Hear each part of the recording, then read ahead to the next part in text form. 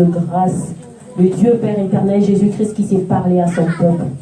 Ainsi, toi, tu as dit, l'homme ne se nourrira pas de pain seulement, mais de toutes paroles qui sortent de ta bouche. Yahweh, nous voulons être nourris par toi.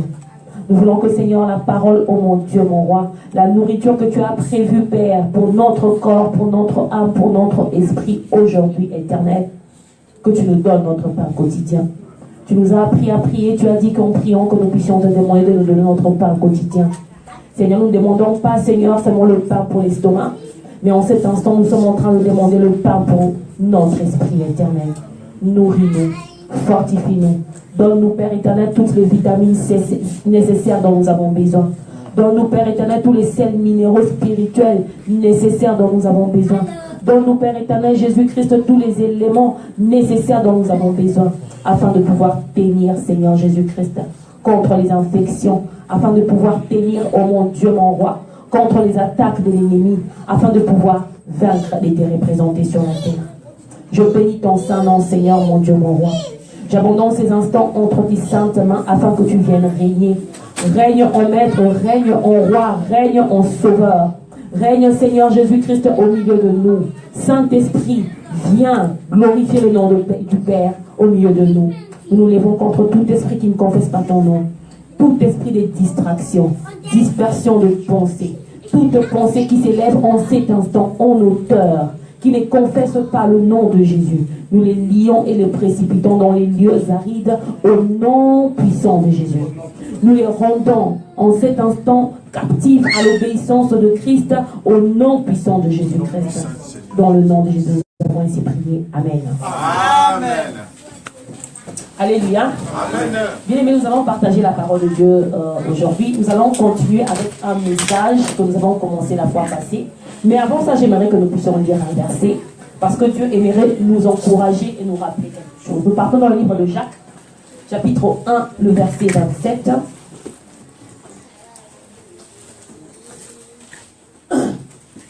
Nous sommes dans le livre de Jacques, le chapitre 1, le verset 27, que c'est lui qui a trouvé, puisse bien pour la gloire de l'Éternel.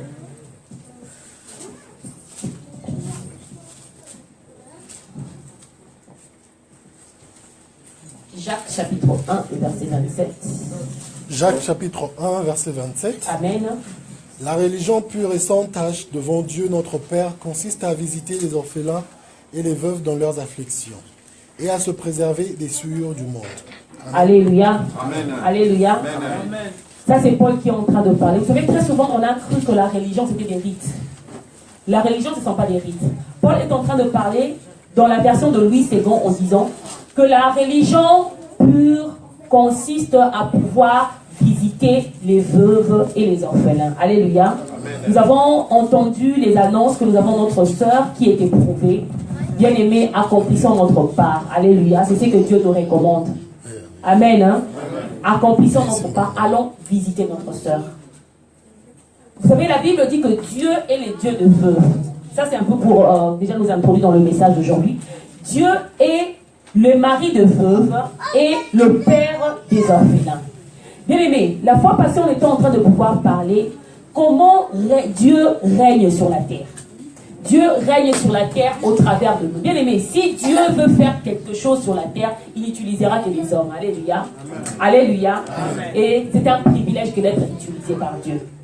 Si tu es utilisé par Dieu pour consoler les cœurs de quelqu'un, sache que c'est un privilège. Parce que toi aussi, à ton tour, quand tu auras besoin de la consolation, Dieu te consolera. Amen. Alléluia. Alléluia.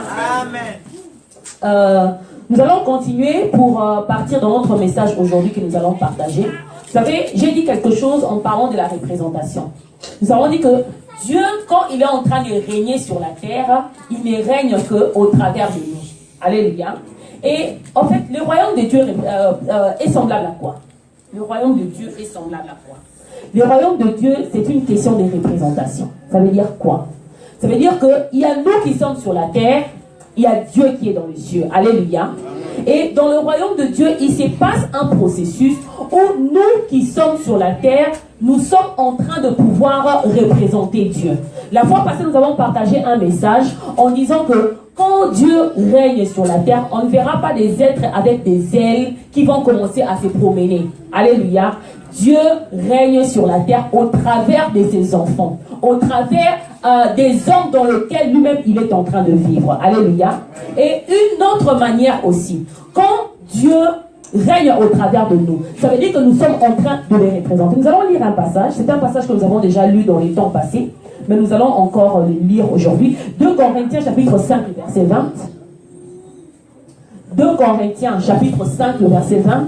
Je demanderai plus aux gens qui ont la version de la Bible du Seigneur, s'ils peuvent nous lire ces passages. Amen. Amen. 2 Corinthiens chapitre 5, le verset 20. Je lis au nom du Seigneur. Yachacha va nous projeter le verset.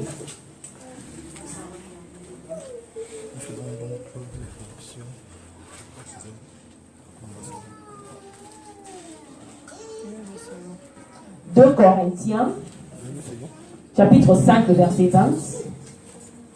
Je vais essayer de lire chez moi. «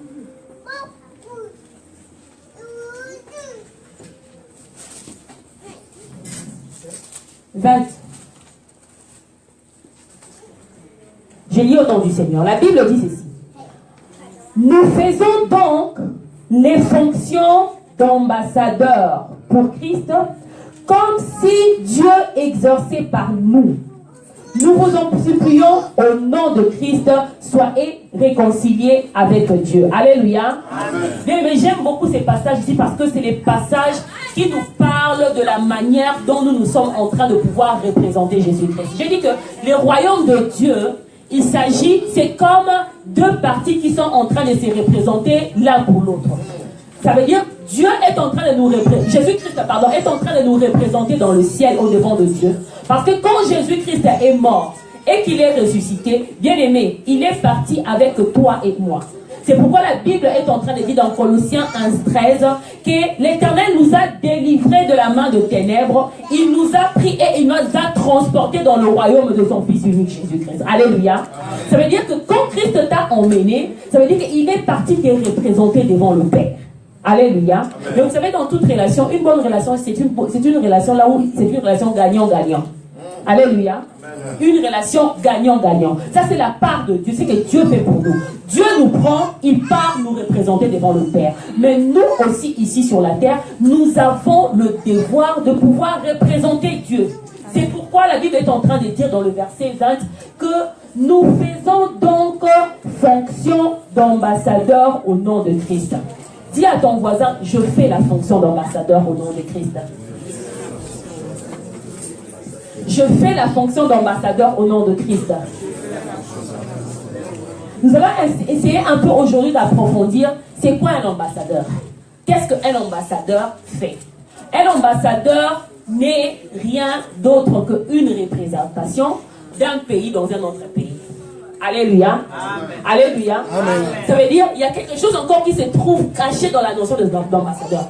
Tout ambassadeur est de nationalité étrangère là où il travaille. Est-ce que tout le monde est d'accord avec moi?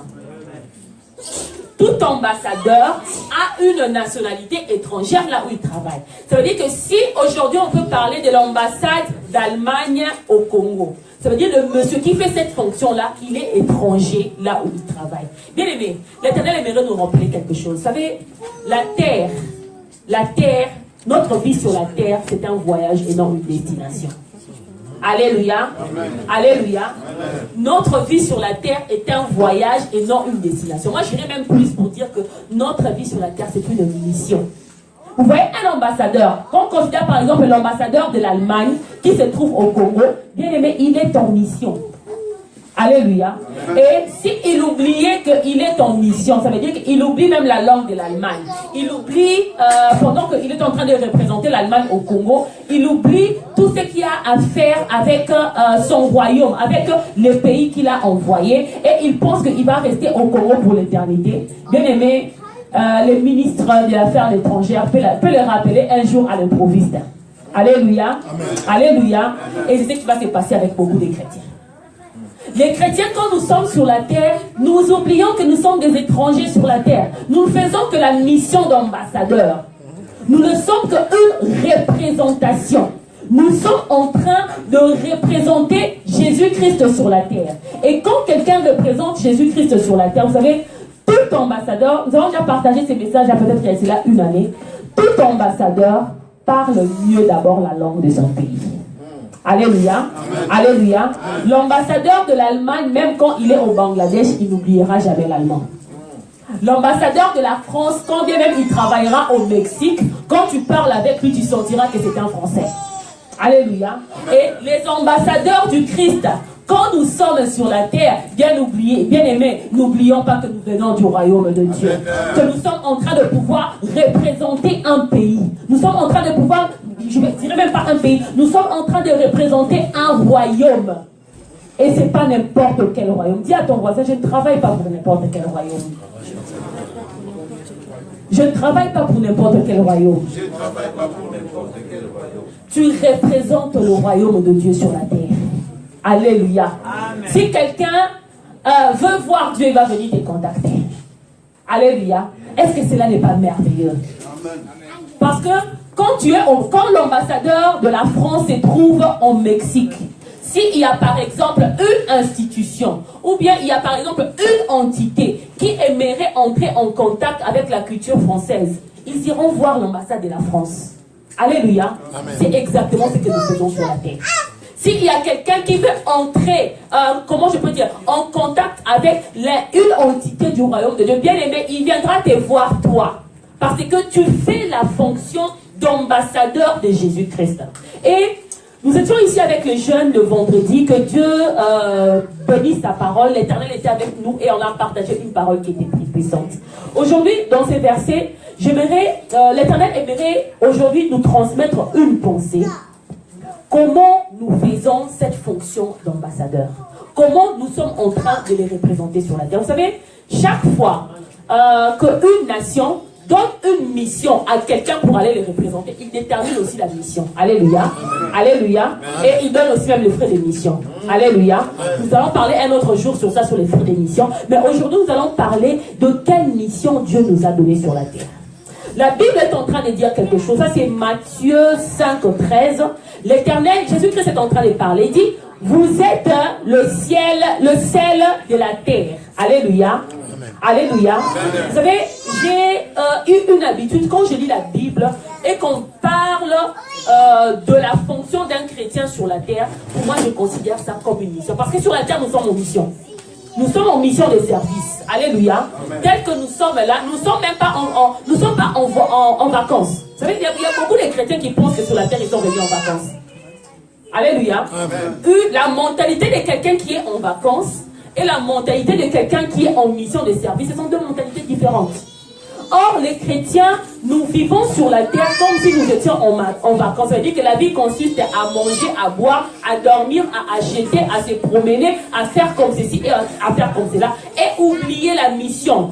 Et en oubliant la mission, bien aimé, nous oublions que nous allons un jour rendre compte. Alléluia. Amen. Parce que le souverain qui nous a envoyés ici en mission, il va nous rappeler un jour. Et quand le souverain va nous rappeler, il te demandera, qu'est-ce que tu as fait de ma mission? Tu diras au souverain que Seigneur, quand j'étais sur la terre, en tout cas, les enfants, le travail, j'étais tellement pris. Parce que nous considérons notre voyage sur la terre comme si nous étions en vacances. Nous ne sommes pas des vacanciers, alléluia. Dis à ton voisin, je ne suis pas un vacancier sur la terre. Mais je suis en mission. Je suis en mission. Et dans cette mission, nous allons lire d'abord avant de continuer. Nous partons dans le livre de Matthieu. Matthieu chapitre 5, le verset 13.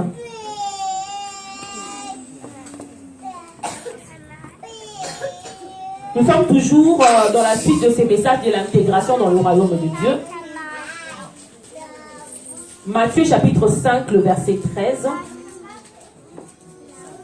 Je nous supplierai si nous pouvons nous lever pour lire la parole de Dieu. Matthieu chapitre 5, le verset 13, c'est l'un de notre passage de base pour aujourd'hui.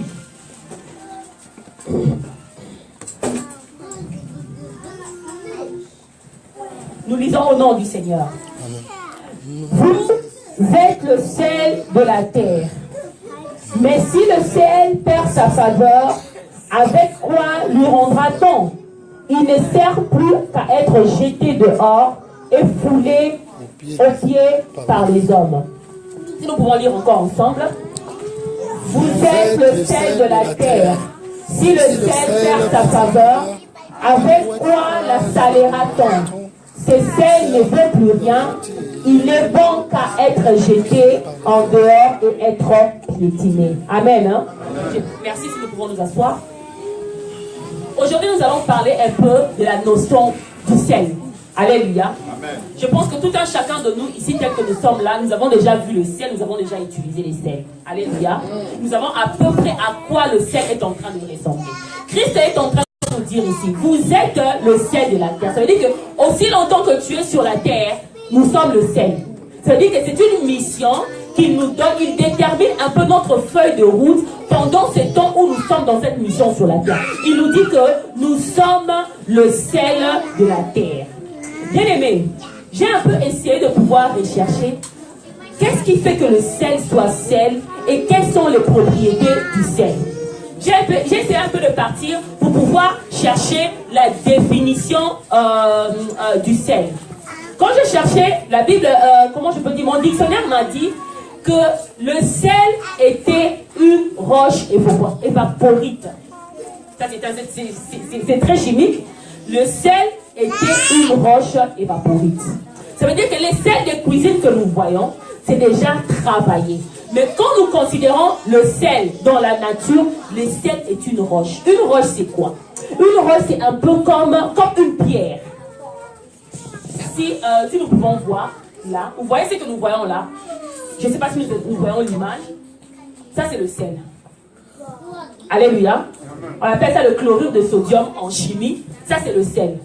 Ce que nous utilisons dans la cuisine, c'est une forme diluée du sel. Mais le sel, c'est d'abord une pierre. Alléluia. Amen. Alléluia. Amen. Le sel est d'abord une pierre. Parce qu'une roche, c'est quoi? Une roche, c'est un peu comme un rocher. C'est une pierre. Bien aimé, j'aimerais te dire que tu y es une pierre. Amen. Parce que la Bible est en train de dire que édifiez-vous comme des pierres vivantes. Il y a une particularité qu'il existe avec les pierres. Vous ne trouverez jamais dehors deux pierres qui sont complètement identiques. Yes. Alléluia. Amen. Alléluia. Amen. Bien aimé, le parcours de ta vie ne sera pas exactement avec le parcours de la vie de ta sœur. Yes. Parce que Dieu ne crée jamais. Il y a une différence entre une pierre et une brique.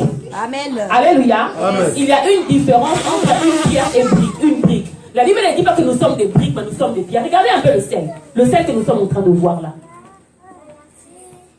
Vous ne trouverez peut-être pas deux sels pareils, deux grains de sel qui ont la même forme. Amen. Ça n'existe pas. Amen. Chaque grain de sel a sa forme particulière. Bien aimé, cela est une mentalité et c'est une pensée que Dieu aimerait. Amen. Vous savez, le problème avec les chrétiens, c'est quoi? Nous voulons être des briques, nous voulons toujours être pareils, exacts les uns des autres.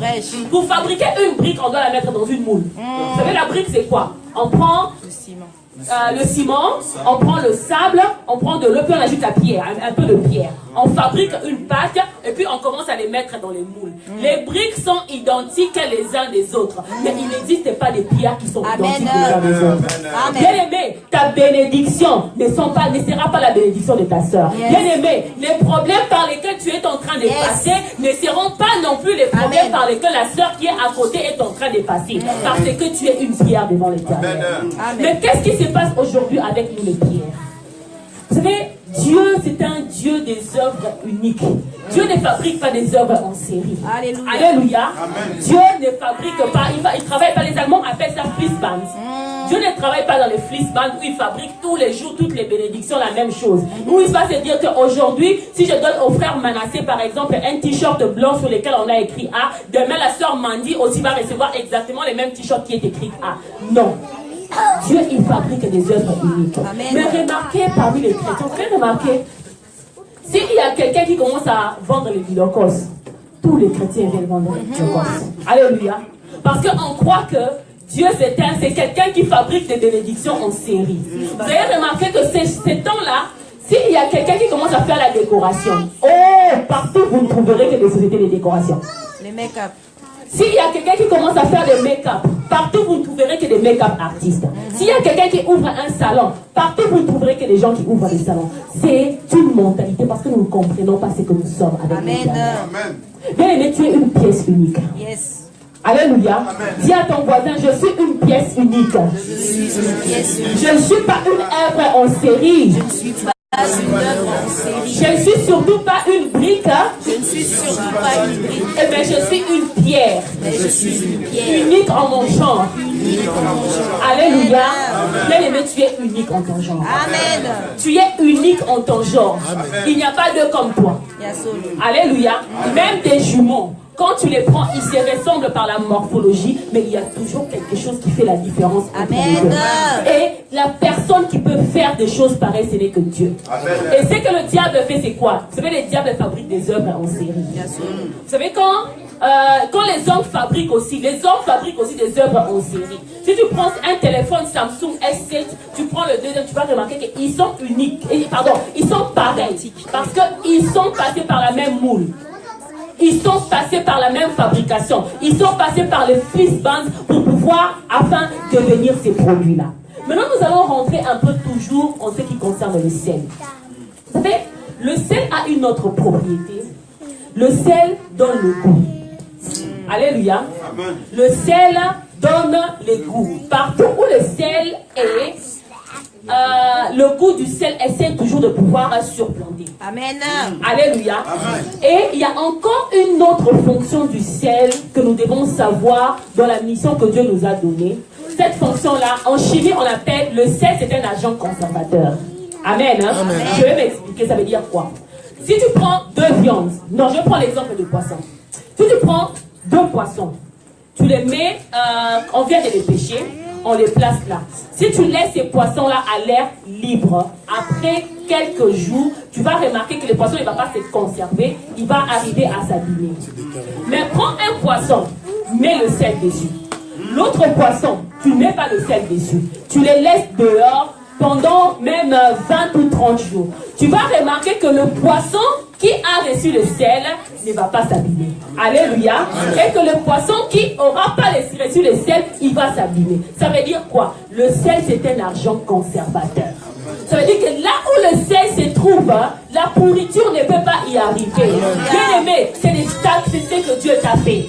C'est ce que Dieu nous a fait en lui. Quand il nous dit que vous êtes le sel de la terre, ça veut dire que quand tu arrives à un endroit, il n'y a pas moyen que les microbes puissent te développer. Il n'y a pas moyen que les bactéries puissent s'enraciner, prendre place pour pouvoir polluer les lieux jusqu'à ce que cela soit détérioré. Bien aimé, c'est de toi que la Bible est en train de parler.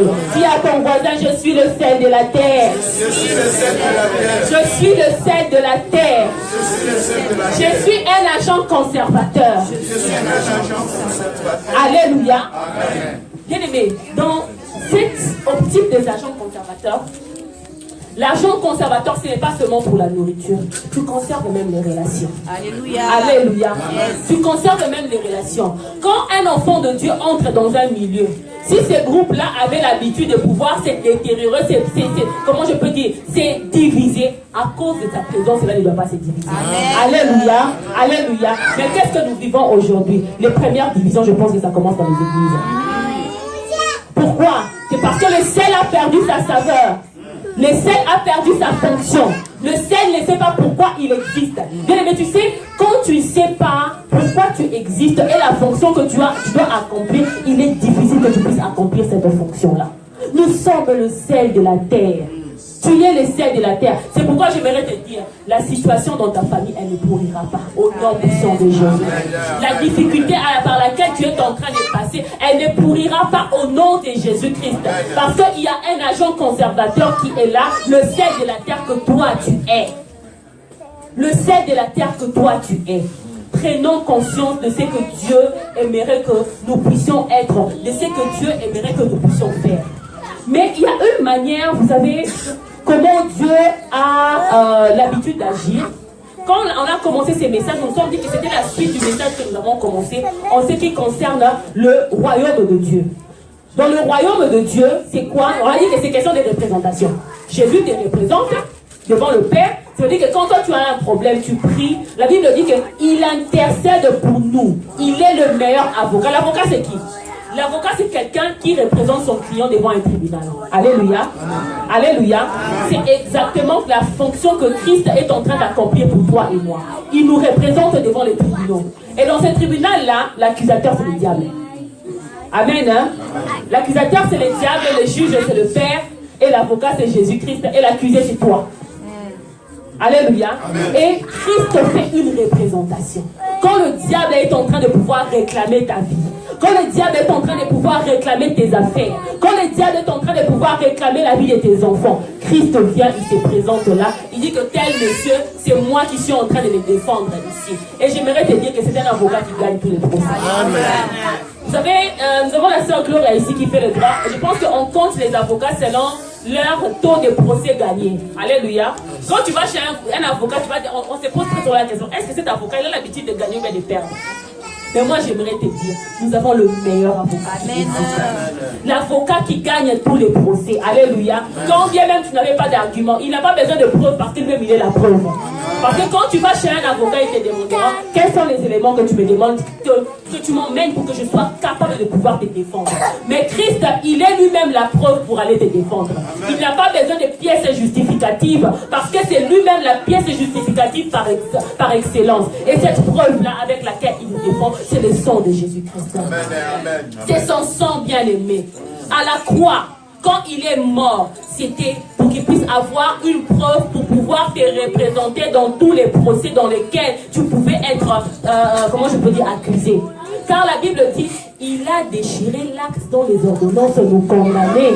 Alléluia. Amen. Il a déchiré cet acte-là par la croix. Ça veut dire quoi? C'est parce qu'il a besoin de cette preuve-là afin qu'il puisse nous représenter et gagner pour nous.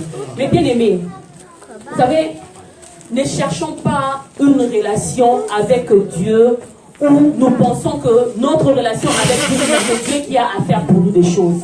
Alléluia. Amen. Alléluia. Amen. Nous avons beaucoup de choses que nous devons faire pour Dieu. Yes. Parce que nous sommes dit que sur la terre, nous ne sommes pas des vacanciers. N'oublions pas, au début de notre message, nous sommes dit que sur la terre, nous ne sommes pas des vacanciers. Mais posons-nous la question. Depuis que nous sommes sur la terre, depuis des années, quel est le travail que tu fais pour la mission de Dieu? Combien de fois prenons-nous le courage de parler de la parole de Dieu?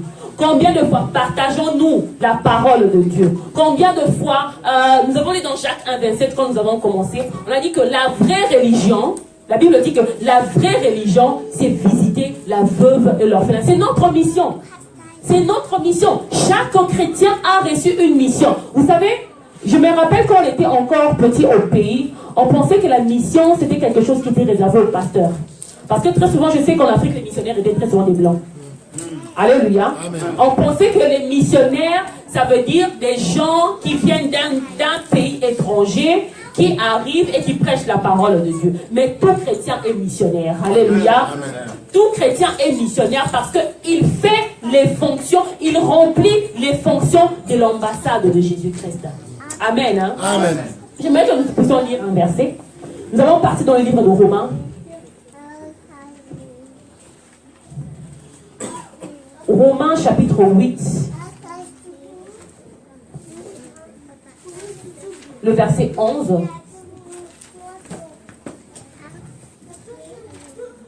Romains chapitre 8, le verset 11.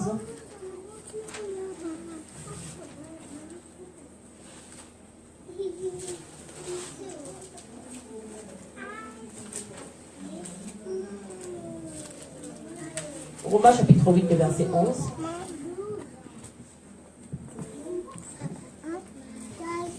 Romains 8, verset 11, je lis pour la gloire de Jésus. Amen.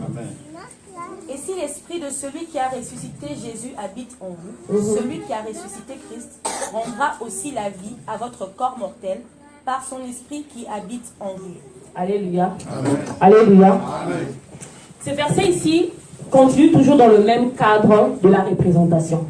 Vous savez, quand quelqu'un part représenter un pays, en lui, vous allez trouver toujours les caractéristiques du pays qu'il est en train de pouvoir représenter. Et surtout, quand quelqu'un part pour représenter un pays, il doit être pris en charge complètement par le pays qu'il est en train de représenter. Yes. Ça veut dire quoi? Quand il y a l'ambassade de la France, l'ambassadeur de la France au Mexique travaille avec l'argent du gouvernement français. Amen. Hein? Amen. L'ambassadeur du Congo au Brésil travaille avec l'argent du gouvernement congolais au Brésil et vice-versa. Maintenant, nous sommes des ambassadeurs de Jésus-Christ sur la terre, près de la terre. Ambassadeurs du royaume de Dieu, près de la terre. Je sais pas, dans le langage diplomatique, on a l'habitude de pouvoir appeler ça comme ça. Ambassadeurs du Congo, près du gouvernement, je ne sais pas moi, du Brésil. Nous sommes ambassadeurs du royaume de Dieu, près de la terre. Maintenant, dans notre fonction d'ambassade, Dieu ne nous a pas laissés comme ça. Il nous a donné aussi un frais de mission.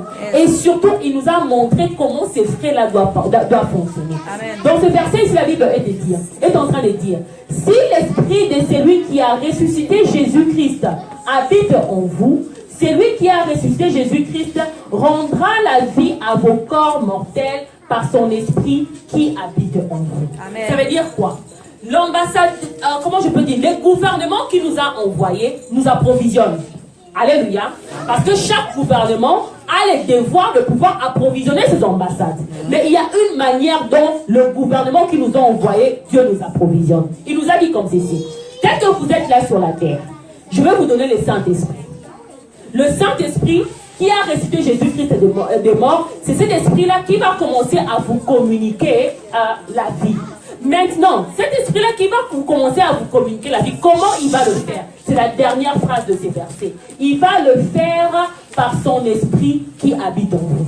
Ça veut dire quoi? Le Saint-Esprit là est là et le Saint-Esprit va venir commencer à vous nourrir. Mais pour que ce Saint-Esprit-là puisse te nourrir, tu dois avoir toi-même le Saint-Esprit afin que tu puisses recevoir. Vous savez, pour comprendre ces versets très bien, j'aimerais par exemple expliquer ça avec les termes internes. Les termes digitaux. Je vais demander au pasteur Simon si je peux avoir son téléphone.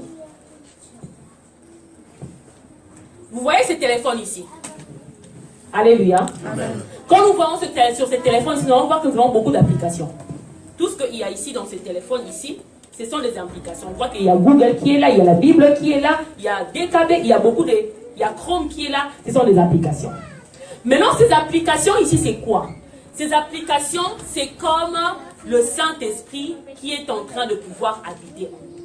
Alléluia. Amen. Maintenant, Dieu est en train de nous dire que il y a le Saint-Esprit par lequel je veux commencer à vous approvisionner. Ça veut dire que supposons que, je vais prendre un exemple, un software, supposons que là où nous devons recevoir notre bénédiction, c'est Google.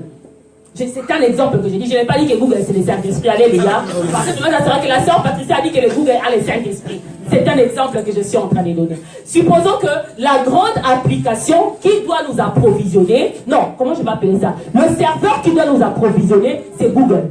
Alléluia. Amen. Alléluia. Amen. Mais pour que moi, je sois capable d'être approvisionné par le grand serveur, je dois d'abord avoir cette application en moi. Je ne sais pas si nous arrivons à nous faire comprendre.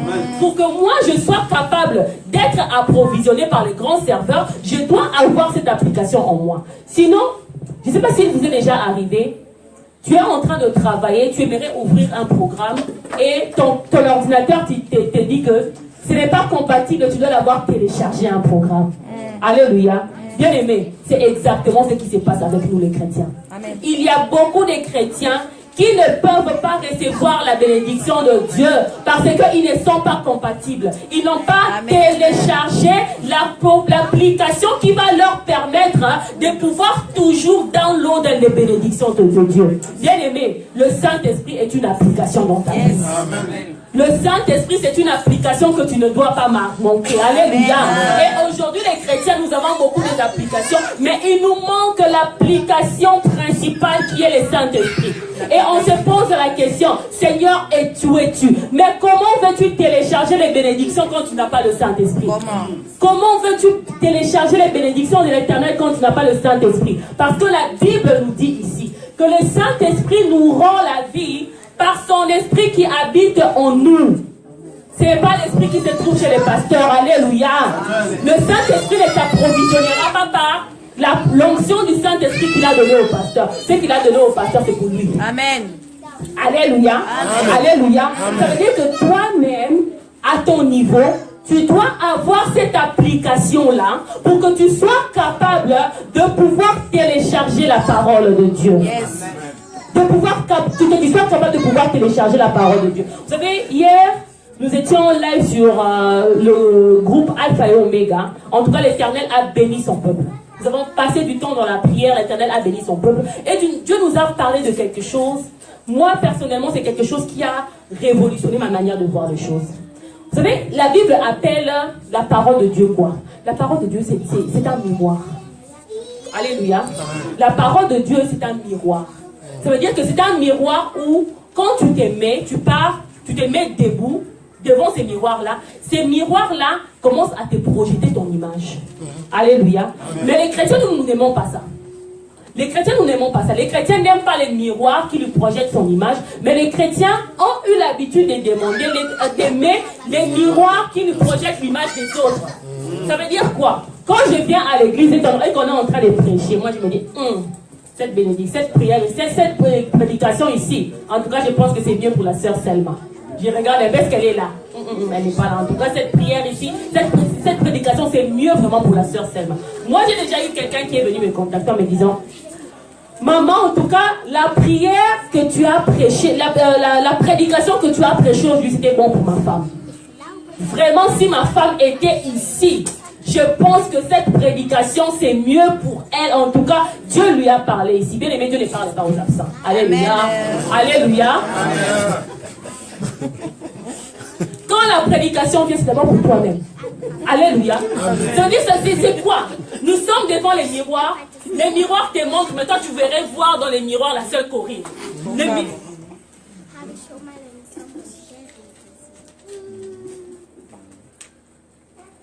Le miroir est en train de te parler. Nous nous excusons.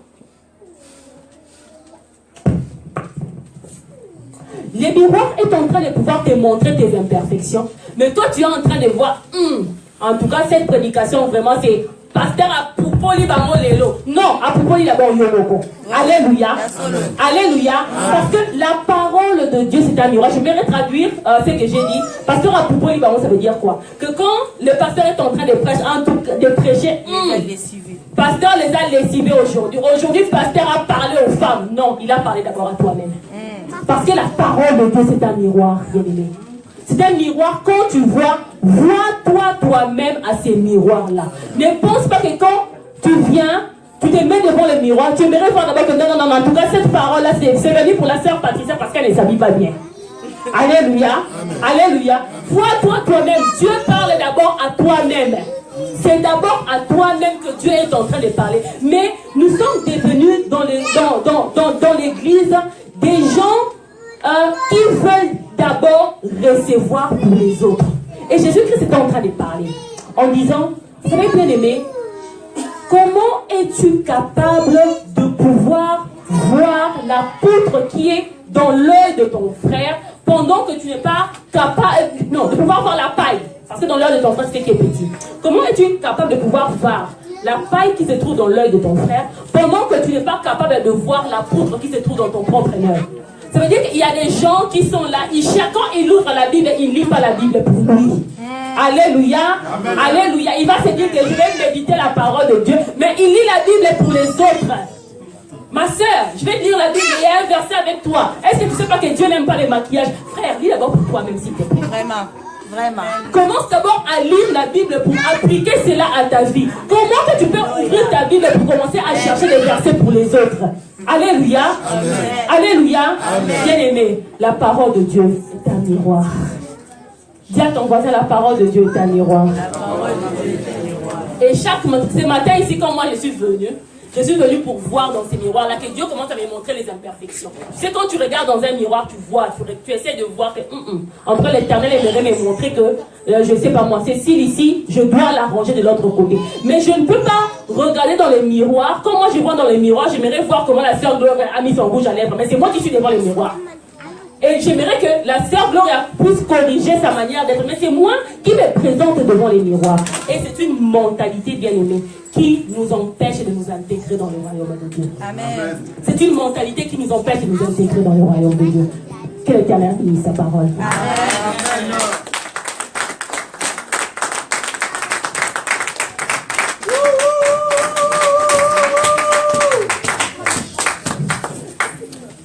N'hésite pas.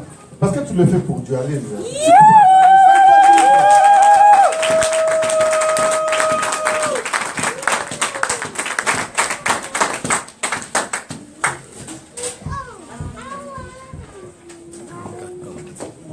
Il y a une phrase seulement que je vais rajouter par rapport à cette servante, vraiment que c'est l'utilise. J'ai été vraiment personnellement très très bien. Aujourd'hui, je vais prêcher chez les jeunes. Il y a certains mots même que tu as utilisés, donc c'est comme si on s'était entendus ensemble. Vous savez, un massement que je peux rajouter. Pourquoi est-ce que nous sommes le sel de la terre? Vous savez, la nourriture qui ne goûte pas, on appelle ça fade. Hein? Oui. Fade. Fade. Parce que la terre est fade. Amen. Nous sommes obligés d'être ici, de pouvoir faire le travail que Dieu nous a donné. Amen. Tant de fois. Tant de bénédictions.